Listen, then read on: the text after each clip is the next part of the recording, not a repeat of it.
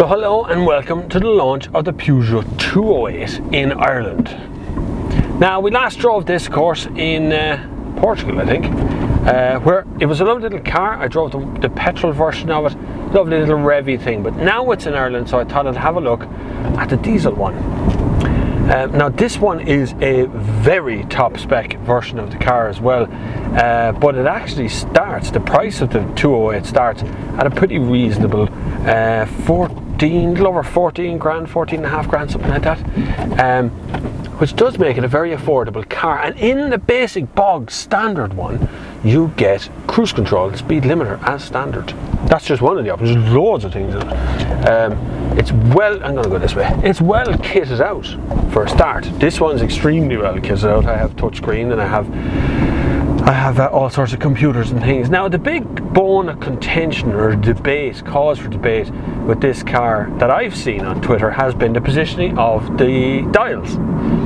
Because Peugeot have done what I think is a very cunning thing. They've actually put the dials above the steering wheel. So the steering wheel is much smaller, much more sporty, much more direct, much more kind of, I don't know, GTI feeling, I suppose. Whereas most other car manufacturers put in a kind of a big steering wheel and put the speedo in this part. The instrument binnacle and thing goes in here. They've raised it here above that. Now, I'm going to settle this argument once and for all.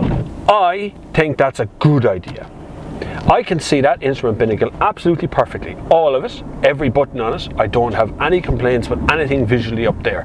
In actual fact, it makes seeing it easier because I am looking at the road and at a glance I can see my speed. Without lowering my head down or doing anything, I'm just glancing down, I can see I'm doing 40 kilometers an hour currently. So what's your problem?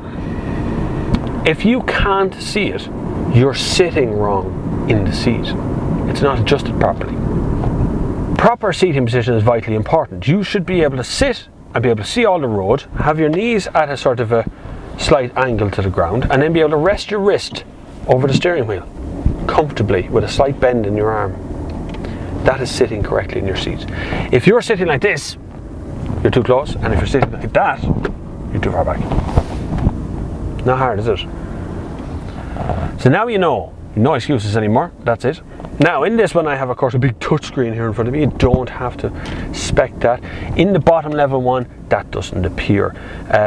In this version, of course, obviously I get the big touchscreen. You know, it's quite nice. I do like it. I also have some controls here on the steering wheel, quite simple ones. I have cruise control, speed limiter on this side. I have auto wipers, auto headlamps, a dual zone climate control, which is currently set to 19.5 degrees, which is quite comfy. 5-speed box. Quite a big gear gate, I'll give it that. The gear gate as you're going back and forward is quite large through the gears. I don't really have a problem with that because it's meant to be sort of a city car in the size of it. Now comfort and space, very important feature of these cars is that you have to be comfortable and they need to be roomy. I've just seen one there a second ago with a set of golf clubs in the boot. Comfortable, no problem with that fit at all. In here in the cabin, we've had today, I've driven one today and I've been out already in one with four big burly motoring journalists in it, okay? All sitting inside here, no problem with space either.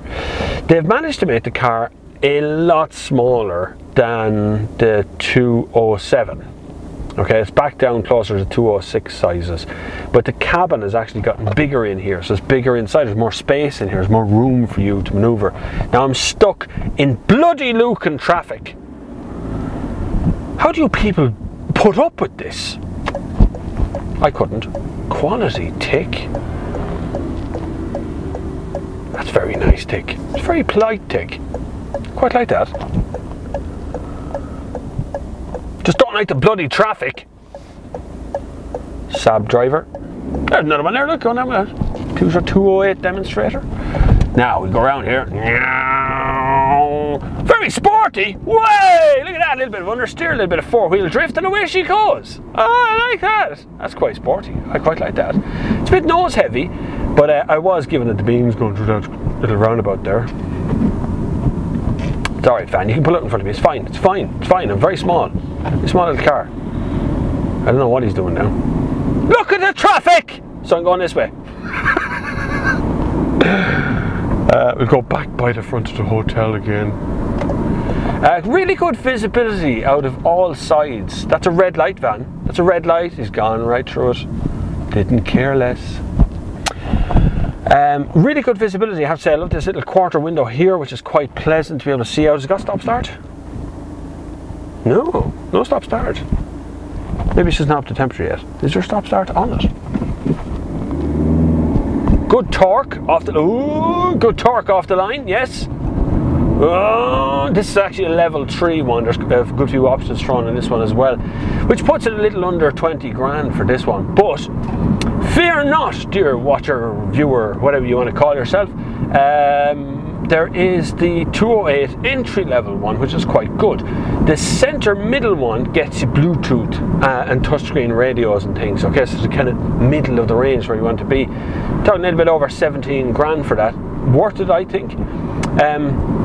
I am just as impressed with this car now as I was when I drove it in Portugal earlier this year. That was a nice drive that time. Of course I was on those roads. But as you know, Peugeot is fascinated with suspension. And suspension is something that makes you either comfortable or uncomfortable in the car in a bit of a second. And typically, as it is always with Peugeot, this is very comfy. Very comfy. I do like it. Here's a bridge. I have no idea where I am. All I know is I'm in Lucan. After having a clue. So I'm hitting every bump here on the road just to see what it's like. And it's very tidy. I love the little steering wheel. It's like driving a rally car. It's like if you... Doesn't sound like a rally car, but it is like driving one though. And I quite like that. Onto little B roads here, a bit of a traffic light ahead of me. Oh, a nice change down there to third. Those auto wipers are a bit of eager to please, eager to please, eager to please. They're going back and forward, you know. They're still going. I do like dashboard, like the piano black stuff up here. Very hard to keep that stuff clean, mind you. Top of that screen there is quite warm, funny enough. I like the touchscreen thing though, that's quite good. Joe Duffy's on at the moment. It's not Joe Duffy, it's the guy who replaced him. Hello Margaret, how are you doing? What's it like out there? What's your trouble? Irish people know what I'm talking about. That's a nice sounding engine all the same. Usually in a small car, diesel engines tend to be very loud in the cabin. Obviously because you're a bit closer to it. And there's less sort of, you know, dashboard between you and it. But actually they managed to keep the noise down quite a bit in this car. Now I'm on rough roads around N4 Lucan area, and it's like the roads are pretty rough around here in places, and that is really comfy and very quiet. Very quiet. I'm impressed there, lads. See when you're going towards Newcastle now. Who knows? I have more or less a full tank of diesel, I don't care.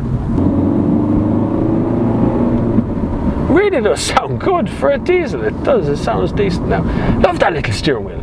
That's really nice. I don't know why anyone can complain about that. And I have no problem with my speedo here, rev counter, fuel gauge, temperature gauge. I can see them all perfectly. You're all mad.